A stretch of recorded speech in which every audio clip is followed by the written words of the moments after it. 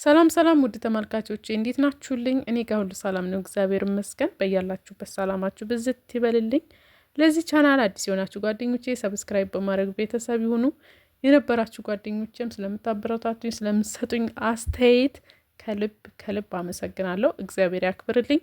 አሁንም ድጋፋችሁ አይለኝ። ሰሞኑን ጠፍቻለሁ ግን አለው እመጣለሁ የኔ ውዶች። በተረፈ ወደ ዛሬው ቪዲዮ እንሂድ። ዛሬ ላሳያችሁ የፈለኩት በጣም ለአሰራር ቀላል የሆነ ውህድ ለጸጉራችን ግን በደንብ ጠቃሚና አሪፍ ነገር ነው ይዤላችሁ የመጣሁት። ስለዚህ ሰርታችሁ እንደምትጠቀሙት ተስፋ አደርጋለሁኝ። እንደምታያቸው ከርከዴ፣ ቅርንፉድ፣ ጥቁር አዝሙድና ተልባ ነው። ያው ትንሽ ኢትዮጵያ ውስጥ ከርከዴ ላናገኝ እንችላለን። ሌሎቹ ግን በቅርበት የምናገኛቸው ናቸው። ለአሰራር በጣም ቀላል ነው። እንደዚህ ከአንድ ላይ ካረግን በኋላ የምትጠቀሙትን ጸጉራችሁ የሚፈጅባችሁን ያክል ውሃ እንደ ጸጉራችሁ መጠን መጠናችሁ ጨምሩና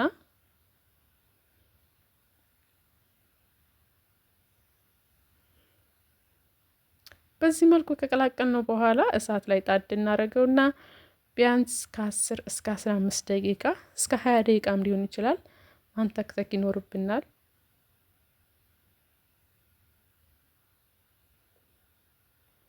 እንዳያችኋቸው ተልባው ትንሽ በዛ ይላል። ያው ከርከዴው እንዳለ ሆኖ ግን ተልባው በዛ ይላል። ለምን ጀል ይሆናል። በነገራችን ላይ ተልባ ከሌላ ነገር ጋር ስንቀቅለው ጀልነቱን ይተዋል። ግን በጣም ደስ ይላል፣ አሪፍ ነው ማለት ነው። እንደምታዩት የከርከዴው ከለር በደንብ ደምቆ ይታያል፣ በደንብ ማለት ነው። ሽበት ያለባችሁ ልጆች ራሱ በጣም አሪፍ ነው ከርከዴ። በነገራችን ላይ ጸጉራችሁ በጣም ቀይ ለሆነ ልጆች ከርከዴ ባትጠቀሙ እመክራለሁ፣ እያቀላ ይሄዳል። በተረፈ ግን እንደዚህ በምታዩት መልኩ በደንብ ተንተክትኮልኛል። እንደምታዩት ወፈር ብሏል። ስለዚህ ቅዝቅዝ ሲልልኝ እንደዚህ በምታዩት መልኩ አጣለዋለሁ።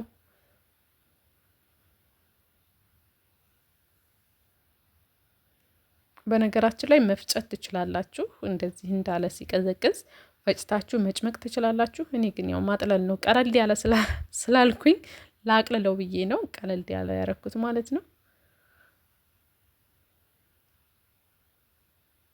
ስለዚህ በምታዩት መልኩ እንደዚህ ሆኖልኛል። እንደነገርኳችሁ ከሌላ ቅመም ጋር ሲቀላቀል ተልባው ጀልነቱን ያቆማል እና ብቻውን ቢሆን ኑሮ እንደዚህ አይሆንም ነበር። ግን ሌሎች ነገሮች ስለተቀላቀሉበት ብዙም ጀል አልሆነም፣ ግን ወፍራም ነው።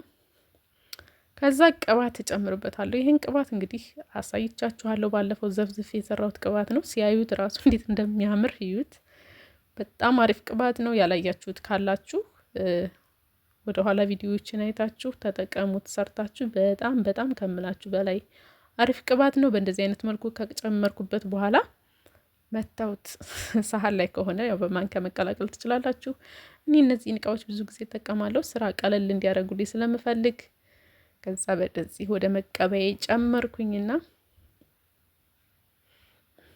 በነገራችን ላይ እስከ ዛሬ በሳምንት 2 ነው የምታጠበውና ትንሽ የረመዳን ስራ ስለነበረ ጸጉሬን ለሳምንት ትቼው ነበር።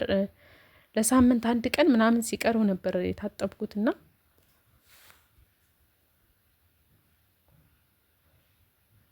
እንደምታዩት ግን ብዙም አልተጎዳም። ጸጉሬ አድጓል። በነገራችን ላይ ባለፈው እንደቆረጥኩት አይታችሁታል። በቅርቡ ለውጡን አስተያይተን ከልብሱ ጋር ታዩታላችሁ በደንብ እናንተ ራሳችሁ። እና እንደምታዩት ጸጉሬ በደንብ አድጓል። በደንብ በፊት እንደቆረጥኩት ያያችሁ ልጆች በደንብ ታውቁታላችሁ። አሁንም ቢሆን ችግር የለውም፣ ገና ይቀረዋል። 1 ወር ሞልቶታል። አይሙላው አላቅም፣ ግን የሞላው ይመስለኛል። ግን ደግሞ በደንብ አሳያችኋለሁ። ምልክቱ ስላለ ትንሽ ልንከባከበውና ለውጡን በደንብ እንድታዩት ታዩታላችሁ ማለት ነው። በተረፈ በዚህ መልኩ እቀባዋለሁ ማለት ነው።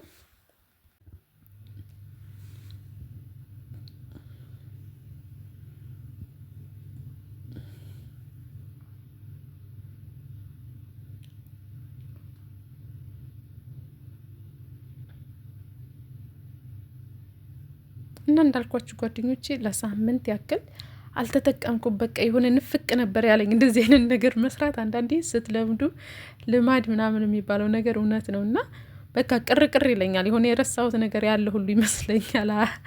ሳምንት ስለተቀመጥኩና በቃ በጣም ነበረ እንትን ሲሰማኝ የነበረው የሆነ ነገር ረስቼ የሆነ ነገር ቦታ ሂዳችሁ የሆነ እቃ ረስታችሁ ስትመጡ እንዴት ነው ቅርቅር የሚላችሁ ነገር ልክ እንደዛ ነበር እና አንድ ቀን ስላሳለፍኩ ሲለኝ የነበረው እና አሁን እንደዚህ ስቀባ ውስጤ እንዴት ደስ እንዳለኝ ልነግራቸው አልችልም።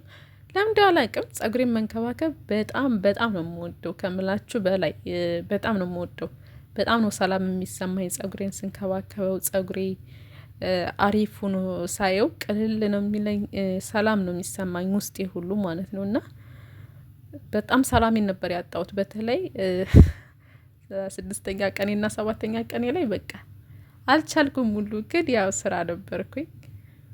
አንዳንዴ ልምድ አሪፍ ነው። ሁሌ የምናገራችሁ ነው። ጸጉራችሁን አንዴ መንከባከብ ከጀመራችሁ በቃ አቁሙ ብትባሉ እንኳን አታቆሙ መመላችሁ ነገር ነው እና ያ ነገር ነበር የገጠመኝና በጣም ደስ ነው የሚለው። አትጠይቁኝ።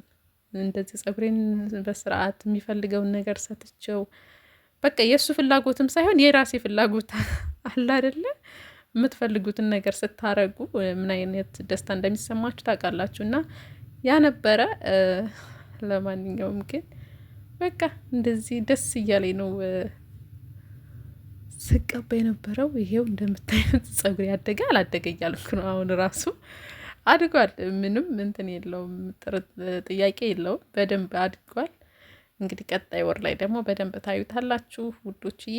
ያው ቋሚ ቪዲዮ አለቀቁላችሁም ጸጉሬን እየተንከባከብኩት፣ ምክንያቱም ከስራ ጋር ትንሽ እንትን ይላል። እንደምታዩት ጸጉሬ ገና አጭርና ረዥም አልሆነም፣ እኩል ነው። ጸጉሬ እኩል ነው እያደገ ያለው።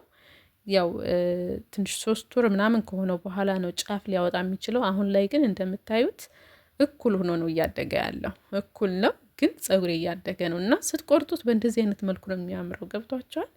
ይሁት ምን አይነት ውበት እንዳለው ማለት ነው። አሁን ጊዜ ባልቆርጠው ኑሮ ረዥም ነው የሚሆነው፣ ግን እንደዚህ እኩል አይሆንም። ስጥ እያለ ጫፉ ለብቻ ይታያል እና እንደዛ ሲሆን ደግሞ የጸጉር ውበቱ በደንብ አያስታውቅም።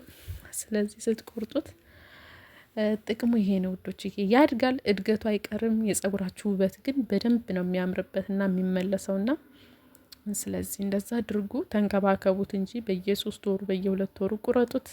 ከዛ በምታዩት መልኩ እንደዚህ ማሳጄን ስርት ታረኩት።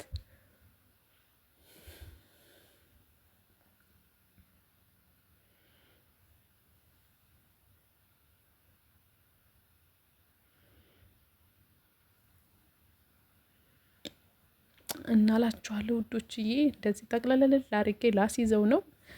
ከዛ እስከፈለጋችሁ ሰዓት ድረስ ማቆየት ትችላላችሁ። እንደዚህ ከጠቀለላችሁ በኋላ በፌስታል ሽግ አርጋችሁ ሻሽ ስር አርጋችሁ ስራችሁን መስራት ትችላላችሁ። በሚመቻችሁ ሰዓት መታጠብ ትችላላችሁ። አይረብሽም። ጸጉራችሁ ላይ ምንም አይነት ችግር አይኖርም። እንደምታውቁት የተጠቀምኳቸው ነገሮች በጣም አሪፍ ነገሮች ናቸው። በተረፈ ቪዲዮን ከወደዳችሁት ላይክ አድርጉ። ባይ ባይ። ወዳችኋለሁ።